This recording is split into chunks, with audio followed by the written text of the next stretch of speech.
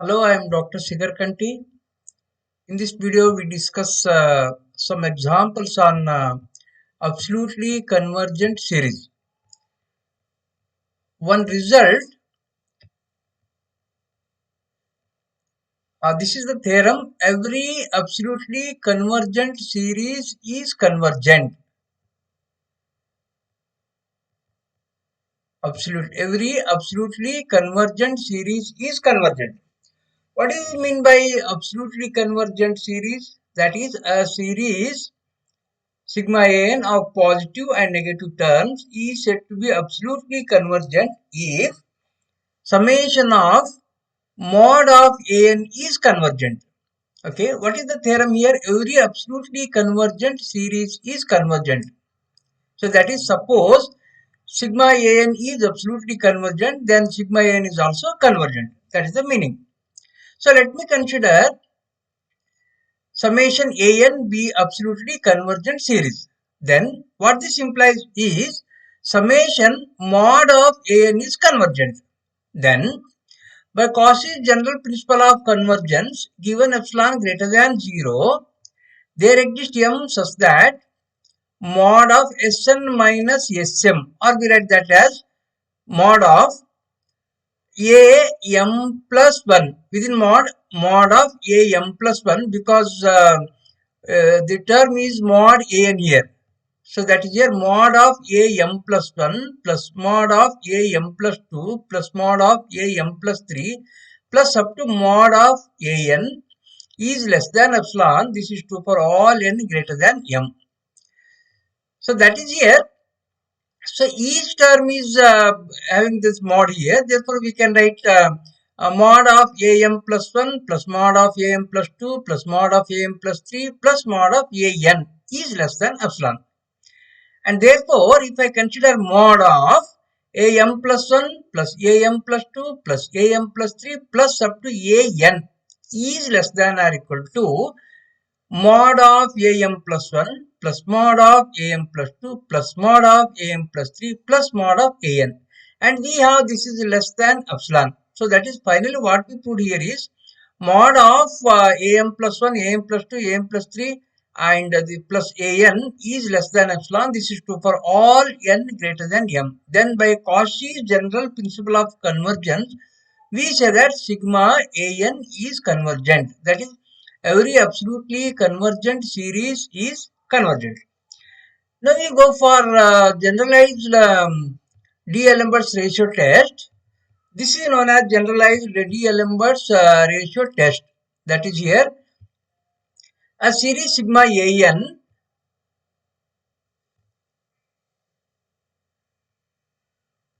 a series sigma an containing both positive and negative terms is absolutely convergent if limit n tends to infinity mod of an plus 1 divided by an is less than 1. This is known as generalized D'Alembert's ratio test.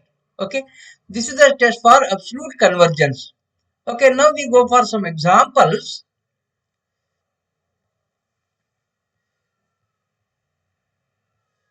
Consider this example. Examine the convergence of x by root 1 minus x square by root 2 plus x cube by root 3 minus x raised to 4 by root 4 plus and so on.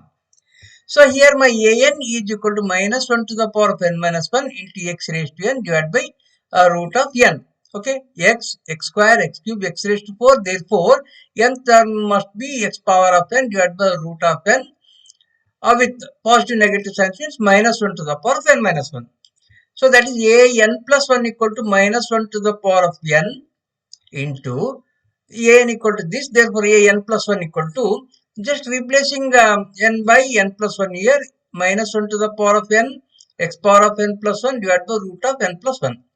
Now, if you consider mod of this, then this is nothing but mod of an plus 1 divided by an. This is equal to minus 1 to the power of n into x power of n plus 1 divided by root of n plus 1 divided by an. An is equal to this one, that is minus 1 to the power of n minus 1 x power of n by root n, that we write that root n here. Now here this under mod here, then this becomes x power of n into x power of n gets cancelled. Okay, x remains here. And here if I take n common factor here, then this becomes within this root 1 plus 1 by n. That 1 plus 1 by n becomes 1, and we write that n outside, that will be root n. So root n gets cancelled. Then as if I apply limit as n tends to infinity, this becomes 1. Okay, and x remains here. This is nothing but only x remains here. This is equal to mod of x. Okay, that is limit of an plus 1 divided by an as n tends to infinity is equal to mod of x. And by generalized D'Alembert's ratio test, we have the given series is absolutely convergent if this limit is less than 1. Okay, less than 1.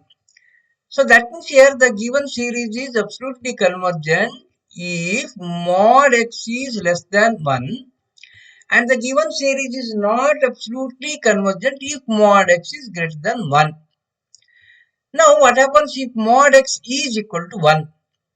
Then the test fails here. Now we consider mod of x is equal to 1 means x is equal to plus 1 or minus 1. Okay, plus or minus 1. Now suppose x is equal to 1, then the series becomes, if x equal to 1, then the series becomes, this is my series.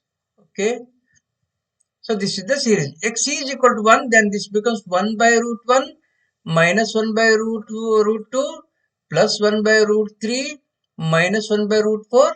Okay, it's an alternating series.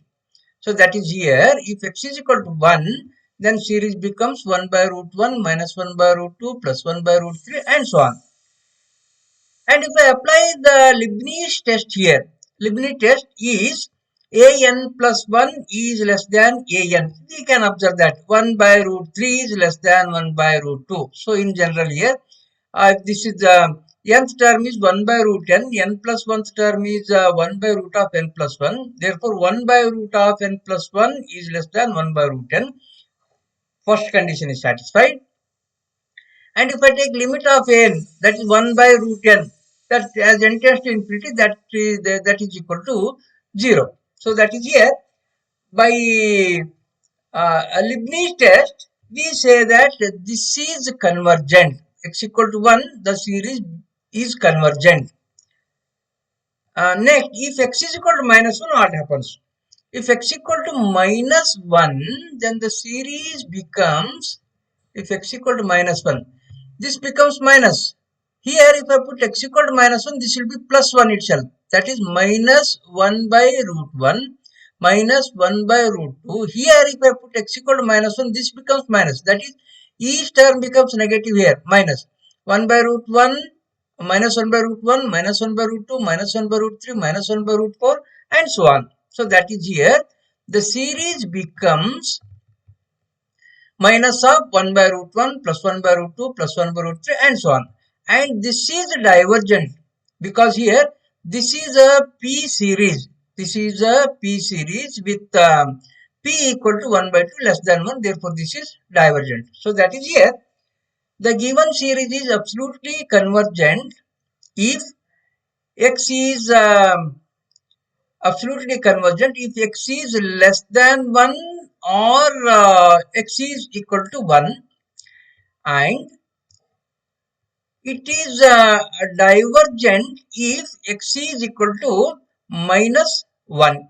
Okay, x equal to minus 1, it is divergent. Next example, discuss the convergence of minus 1 to the power of n minus 1 n square divided by n plus 1 factorial. So here mod of an is equal to, we can just positive terms here, n square divided by n plus 1 factorial, and mod of n plus 1 is n plus 1 whole square divided by n plus 2 factorial. And if we consider mod of an plus 1 divided by an plus 1 is n plus 1 square by n plus 2 factorial. by an. An is this one. So that is here n plus 1 factorial in the numerator, n square in the denominator. Now this n plus 2 factorial can be written as n plus 2 into n plus 1 factorial. And that n plus 1 factorial, n plus 1 factorial gets cancelled, n plus 2 remains here.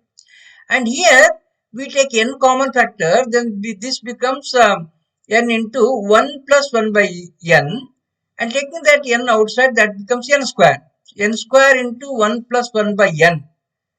And this n square gets cancelled. Here we are getting 1 plus 1 by n. Okay, that as n tends to infinity, that becomes 1. And in the denominator we have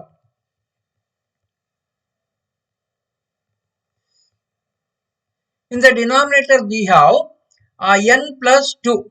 Okay, n plus 2. This becomes 1. Here we have in the denominator we have n plus 2. As n tends to infinity, this tends to 0. Therefore, here limit of mod of an plus 1 divided by an tends to 0 as n tends to infinity. So that is here, this limit is less than 1. Then by generalized D'Alembert ratio test, the series is this sigma an is convergent. Okay, that is absolutely convergent.